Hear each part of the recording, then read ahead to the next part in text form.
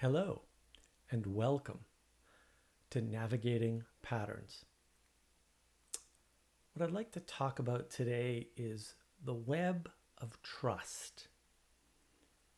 How trust works, why trust is a web that we can interface, that interfaces with us, and how there can be an element of antitrust contagion that can break down that web in a very global way without us realizing exactly what's going on. So, as always, these are my definitions. Feel free to adopt my definitions, or if you don't like them, throw them out.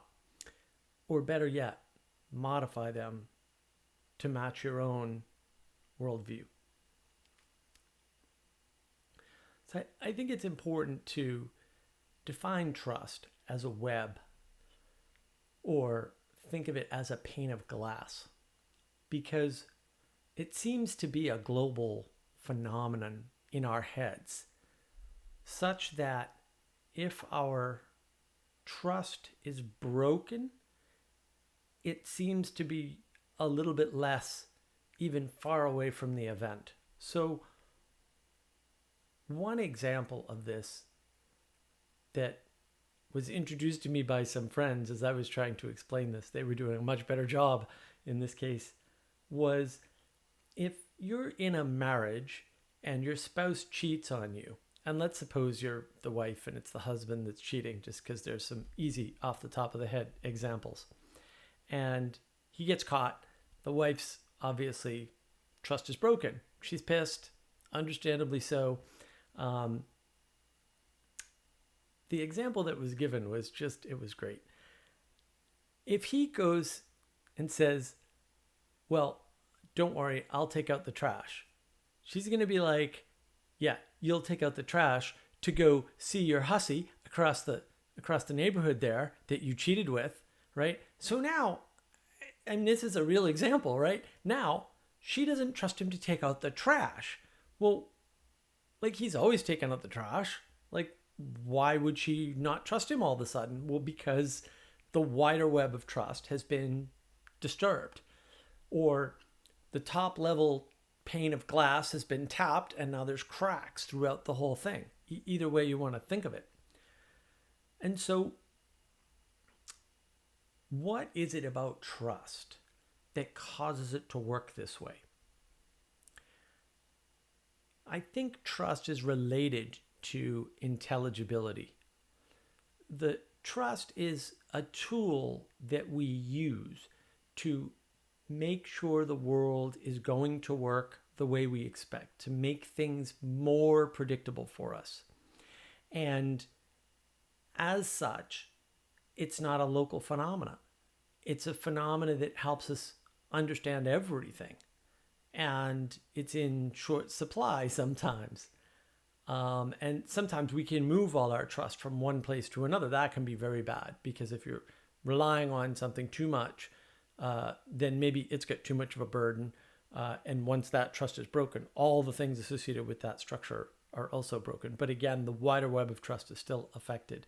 And this is what you see in trauma a lot of times too, right? So an incident happens to you, you're out at night, you're walking across the crosswalk, a car stops just in front of you, like almost touching you, nearly takes you out. And now every time you walk across any street, even in the daylight, even a street where there's no, not a lot of car traffic, you're constantly traumatized with it, because your trust has been broken. And not just in that context. A lot of people develop things like agoraphobia from one single incident outside where they can't rely on the world anymore. They feel they can't rely on the world anymore. And so that seems to be how the web of trust works. And then what can happen is that there are these antitrust contagions that can sort of spread out through the web, right? Or keep breaking that pane of trust, that glass of trust. And they're very pernicious because we don't always understand trust that way. And then we don't always see the little things, the little cracks in the trust, the little breaks in the web, the little ways in which we can't navigate the world anymore because trust has been broken. And once this starts happening, it can be very hard for us to reverse it. And that's why we have things like agoraphobia, fear of going outside, right? Or, fears around certain things being outside at night, or fears around letting somebody do something for you, right? I mean, suddenly you get very narrowed, very reciprocally narrowed on your own point of view and trying to control everything. And really, a break in trust causes you to ruminate on control, right? Because you want to get that trust back. Once it's sort of disturbed, it can really grow and really spin you out of control completely, where you think you're gaining more control, but actually all you're doing is making yourself anxious and getting less and less control over the things around you. And the only solution to that is to let go of the control. And that's one of the more difficult things to do, especially since we're very egoic. We like to think we can have control, and that when we exert control, that things are going to go the way we expect, and that when things go the way that we expect, our predictions about what will happen as a result are also true. So that's 3 different things that are tied up in this one little trust chain. And because trust is this web, this interwoven way of understanding and being able to predict the world, we get into trouble once that web starts to unwind, and we have to strive to rebuild those structures somehow, or to relate to them differently. And maybe it's the relation to trust that actually matters. But I think it's important to understand this breaking of trust. It happens a lot too in politics, right? So you vote for a candidate, whether it's local or federal, and then they do the one thing that says, wait a minute, I thought for sure that this is something that they felt passionately about, that they could get done, and they didn't get it done. And the next thing you know, you're suspecting your neighbors of being terrorist sympathizers. And I've seen people do that. It happens all the time. People get very paranoid very quickly when trust is broken, and they stop trusting their own senses. And that's really what's at the heart, I think, of trust problems, is that because you've lost predictive power, because a prediction you made didn't go your way, your trust in yourself is broken. And that's why it's global. That's why it's a pane of glass that gets shattered. That's why it's this web that can very quickly unravel, or unravel in unexpected and unseen ways.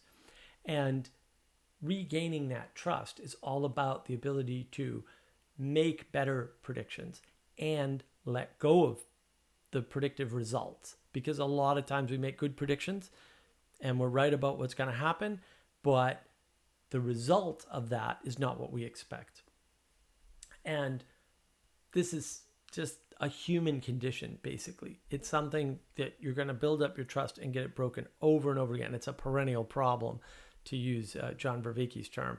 I think this idea of having too much trust and then having too little trust, and that there's no real right answer. It's got to change with your conditions around you, because you get better and worse at predicting things over time.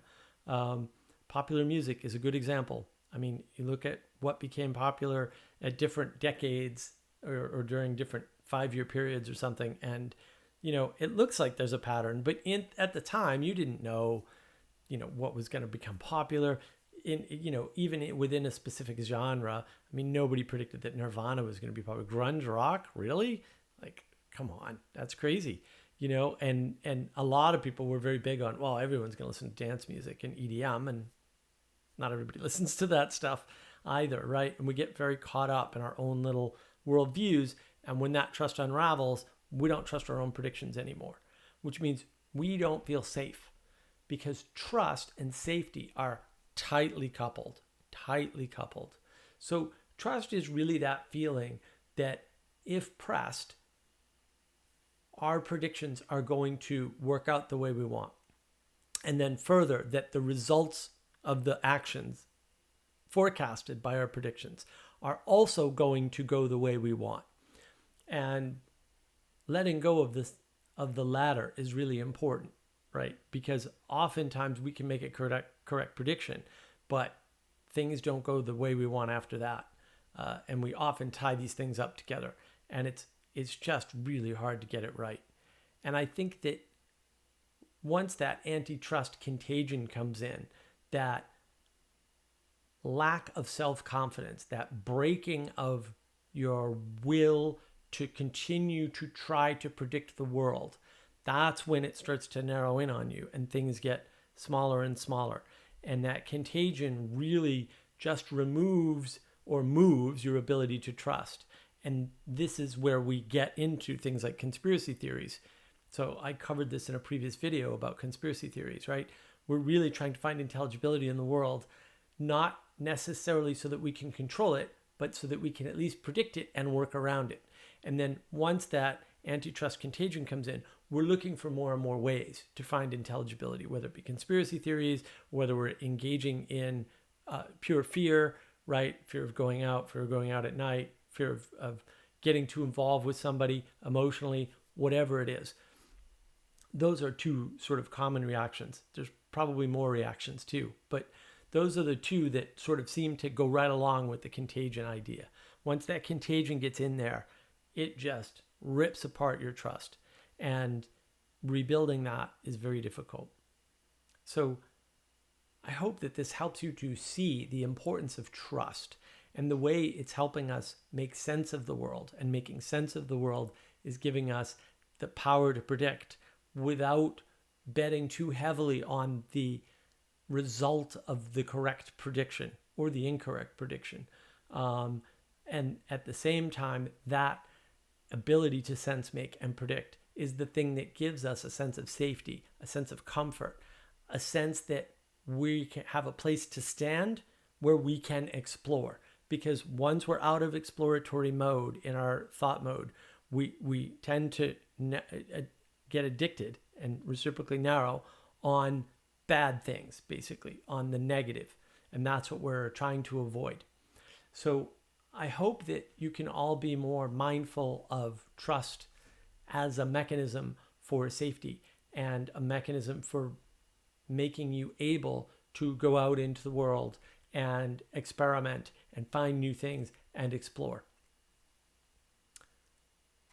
Thank you very much for your time and attention.